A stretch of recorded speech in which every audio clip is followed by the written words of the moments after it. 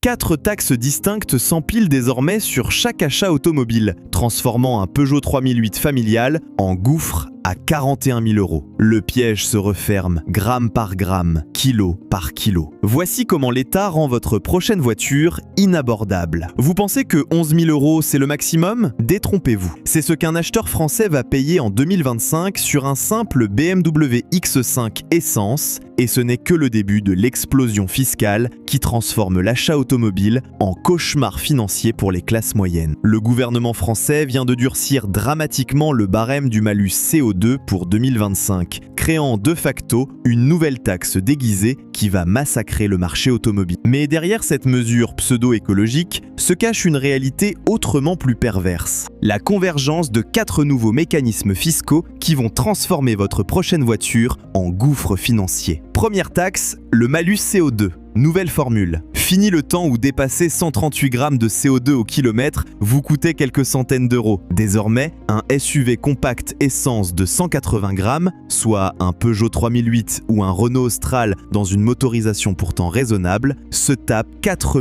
400 € de malus. Pour un véhicule familial de 200 grammes, on grimpe à 7 200 €. Et pour les gros SUV essence au-delà de 220 grammes, direction les 15 000 € d'amende fiscale. Cette progression exponentielle du malus suit une courbe mathématique particulièrement vicieuse. Contrairement à l'ancien système, qui augmentait de manière relativement linéaire, le nouveau barème 2025 applique un coefficient multiplicateur qui explose littéralement à partir de 180 grammes de CO2. Concrètement, passer de 179 à 181 grammes vous coûte 400 €. Mais passer de 199 à 201 grammes vous claque 800 € de plus. L'administration fiscale a également introduit une subtilité perfide. Le calcul s'effectue désormais sur les émissions WLTP réelles et non plus sur les valeurs constructeurs souvent optimistes. Résultat, des véhicules qui échappaient au malus avec l'ancien protocole se retrouvent taxés plusieurs milliers d'euros. Cette taxation apocalyptique ne frappe pas au hasard. Elle vise précisément les familles françaises qui ont besoin d'espace et de polyvalence. Un monospace 7 places, indispensable pour les familles nombreuses, malusé à mort. Un break familial pour tracter une caravane, idem. Un SUV pour les trajets campagne-ville, pareil. L'État français punit désormais l'usage légitime de l'automobile au profit d'une idéologie punitive qui ignore totalement les réalités du terrain. La géographie française rend cette taxation particulièrement injuste. Dans les métropoles dotées de transports en commun efficaces, posséder une citadine électrique reste envisageable. Mais pour les 70% de Français oubliés qui survivent en zone périurbaine ou rurale, l'automobile familiale demeure un outil de travail indispensable. Taxer ces véhicules, c'est taxer la ruralité elle-même. Mais attendez, ce n'est que le début. Le malus CO2 n'est que la partie visible de l'iceberg fiscal. Deuxième taxe qui va vous choquer encore plus. Le malus au poids. Cette surtaxe anti-famille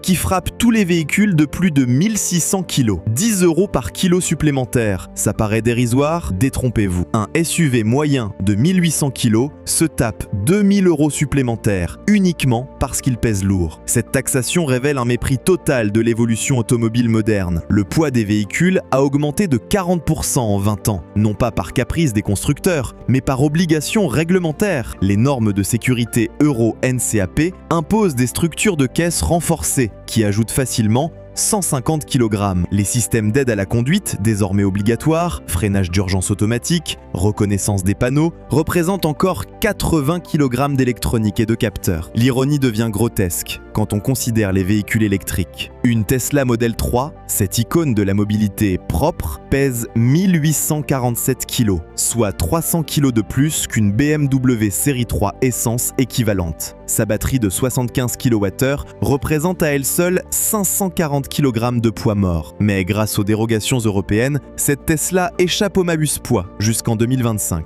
Cette différence de traitement illustre parfaitement l'arnaque de cette taxation. On pénalise le poids quand il provient d'un moteur thermique, mais on l'excuse quand il vient d'une batterie. Un Peugeot 3008 essence de 1650 kg pèse 500 € de malus poids, tandis qu'un Peugeot 3008 de 1950 kg n'en paie aucun. Cherchez l'erreur. Pourquoi les voitures pèsent-elles plus lourd aujourd'hui? À cause des normes de sécurité imposées par l'Europe. Airbags multiples, structures renforcées, tout cela ajoute des dizaines de kilos. Sans compter que les voitures électriques ces chouchous de Bruxelles sont structurellement plus lourdes à cause de leur batterie de 400 à 600 kg. Si vous pensiez échapper à cette folie avec l'électrique, vous allez déchanter. Regardez ces chiffres. Troisième taxe, la plus perverse. La taxe Bruxelles invisible. Celle-ci ne figure sur aucune facture, mais elle plombe déjà le prix de votre future voiture. Les constructeurs européens doivent respecter des objectifs CO2 draconiens, sous peine d'amende colossale. 95 € par gramme excédentaire et par voiture vendue. Ces objectifs CO2 suivent une logique implacable. 95 grammes en moyenne de flotte en 2024. 81 grammes en 2025, puis 59 grammes en 2030. Ces chiffres ne sortent pas d'une analyse technique, mais d'une décision politique arbitraire, prise par des bureaucrates qui n'ont jamais construit une voiture de leur vie. En 2024, la moyenne des émissions CO2 des voitures neuves vendues en France atteignait 118 grammes selon l'UTAC. Passer à 81 grammes en 2025 signifie une réduction de 31%. Cette épée de Damoclès financière pousse les constructeurs vers 3 stratégies, également toxiques pour le consommateur français. Première option, brader les voitures électriques à perte pour faire baisser artificiellement la moyenne CO2. Volkswagen perd actuellement 40 000 € sur chaque ID3 vendu, selon Bloomberg NEF. Ces pertes, qui les absorbe à votre avis? Le consommateur, via des prix gonflés sur les modèles thermiques rentables? Stellantis propose actuellement une Peugeot E208 à 22 990 €, bonus déduit, soit moins cher qu'une 208 essence équivalente. Cette aberration économique ne tient que grâce aux subventions publiques et aux marges sacrifiées sur le reste de la gamme. L'exemple de Tesla illustre parfaitement cette économie de Ponzi. Pendant des années, Elon Musk a vendu ses voitures électriques en finançant les pertes opérationnelles grâce au crédit carbone vendu aux constructeurs traditionnels. En gros, BMW payait Tesla pour avoir le droit de vendre des moteurs thermiques. Entre 2017 et 2020, Tesla a encaissé 3,3 milliards de dollars uniquement grâce à la vente de ses crédits réglementaires. Sans cette manne artificielle, l'entreprise d'Elon Musk aurait affiché des pertes abyssales. Deuxième option, réduire drastiquement l'offre thermique. Fini les gros moteurs, fini les versions sportives, fini même les motorisations moyennes. Peugeot a supprimé son excellent 2 litres HDI 180 chevaux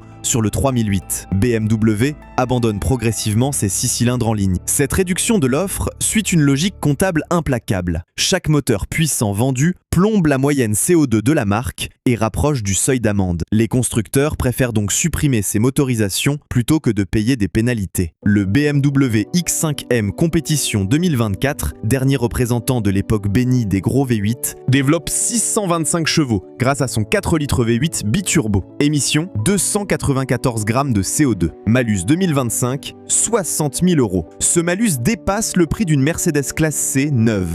Troisième option, l'hybridation de force. Cette fausse solution qui transforme des mécaniques simples en usine à gaz. Un moteur essence, plus moteur électrique, plus batterie, plus électronique de gestion, égale complexité maximale, fiabilité minimale, prix délirant. La Toyota Corolla hybride coûte 4 000 € de plus que sa version essence équivalente, pour un gain écologique largement discutable en usage réel. Cette hybridation systématique crée une nouvelle catégorie de véhicules, les faux propres. Un SUV hybride de 2,5 tonnes affiche sur le papier 45 grammes de CO2 grâce à son moteur électrique, mais consomme 12 litres en usage réel quand sa petite batterie est vide. L'hybride rechargeable représente l'apothéose de cette arnaque. Ces véhicules à double motorisation bénéficient d'un bonus écologique de 1 000 €, mais leur bilan carbone réel s'avère souvent catastrophique. Une étude de Transport et Environment révèle que 90% des PHEV d'entreprises ne sont jamais rechargés. Quatrième taxe, l'explosion de la TVS. Cette taxe sur les véhicules de société qui impacte directement le marché de l'occasion. Quand les entreprises paient plus cher leur flotte, elles reportent soit sur les salaires, soit sur les prix de leurs produits. Et comme 60% du marché français de l'occasion provient des ex-véhicules de société, cette taxation indirecte plombe l'ensemble du marché. Le barème 2025 de la TVS dévoile une progressivité confiscatoire. Un véhicule de société émettant 200 grammes de CO2 voit sa taxe annuelle passer de 1 800 à 2 700 €, soit une hausse de 50%. Premier réflexe, l'abandon progressif des voitures de fonction au profit d'indemnités kilométriques. Cette désintermédiation prive le marché de l'occasion de milliers de véhicules. Deuxième stratégie, le downsizing forcé des flottes d'entreprises. Les commerciaux qui roulaient en berline familiale se retrouvent avec des citadines inadaptées à leur activité. Cette dégradation des conditions de travail nuit à l'efficacité économique, tout en frustrant les salariés concernés. Le mécanisme est implacable. TVS plus cher sur les flottes neuves, donc moins de véhicules en LOA, longue durée, donc moins de retour sur le marché de l'occasion dans 3 à 4 ans. Donc, pénurie organisée et prix qui s'envolent. Cette contraction de l'offre occasionnelle frappe particulièrement les jeunes et les classes populaires, contraints de se rabattre sur des véhicules plus anciens et moins fiables. Paradoxalement, cette politique écologique pousse les Français les plus modestes vers des véhicules plus polluants. L'impact sur l'emploi automobile français s'avère dramatique. Les concessionnaires vivent traditionnellement sur 3 activités: vente de neuf, vente d'occasion récente et entretien. Quand la vente de neuf s'effondre et que l'occasion récente se raréfie, leur modèle économique implose. Cette fiscalisation à outrance démasque la stratégie inavouée du gouvernement: tuer progressivement l'accès démocratique à l'automobile. Regardez les chiffres. Le prix moyen d'une voiture neuve a bondi de 40% en 5 ans. Une Peugeot 208 de base dépasse aujourd'hui 18 000 €, soit plus qu'une BMW série 3 en 2010. Entre 2019 et 2024, l'indice des prix à la consommation a progressé de 12% selon l'INSEE, tandis que le prix moyen d'une voiture neuve bondissait de 40%. Cette divergence s'explique par l'accumulation des contraintes réglementaires et fiscales qui transforment chaque nouveau modèle en concentré de technologie. L'électronique représente désormais 35% du coût de production d'une voiture moderne, contre 5% en 1990, selon McKinsey. Cette tablettisation de l'automobile résulte directement des normes européennes qui imposent assistance au freinage, reconnaissance des panneaux, alerte de somnolence, caméra de recul. Avec des prix de vente devenus inaccessibles, 85% des particuliers achètent désormais en LOA ou LLD, masquant le coût réel derrière des mensualités abordables. Cette illusion comptable permet aux constructeurs d'augmenter leurs prix sans résistance immédiate du consommateur. L'élite parisienne,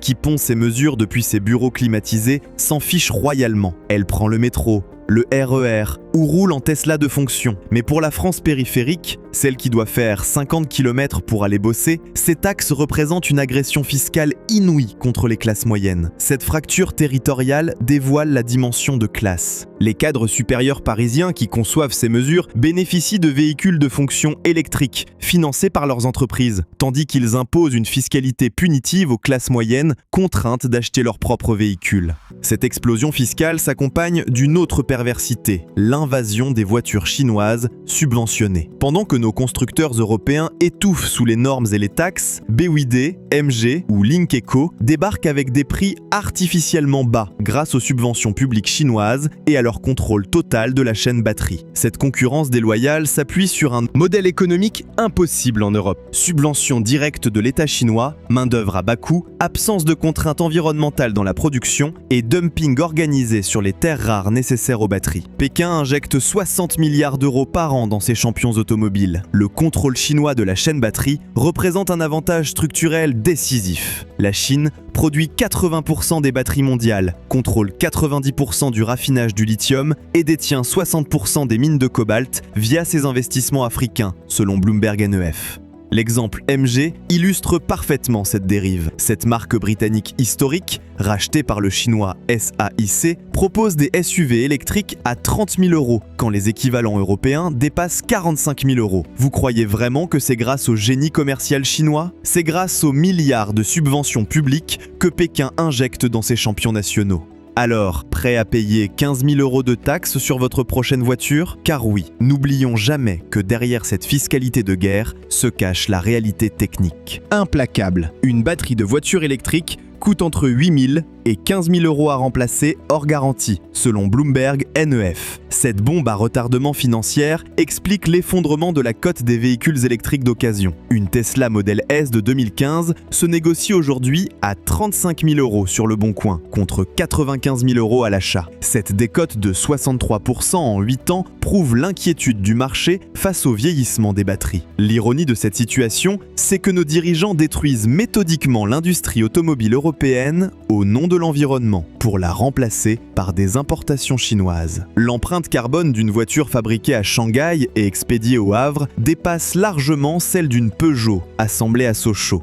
Cette avalanche de taxes automobiles révèle la vraie stratégie de nos dirigeants: appauvrir les classes moyennes pour les rendre dépendantes des transports collectifs et de la location temporaire. Plus d'automobiles individuelles, plus de liberté de déplacement, plus de propriété. Bienvenue dans leur monde de surveillance et de contrôle social permanent.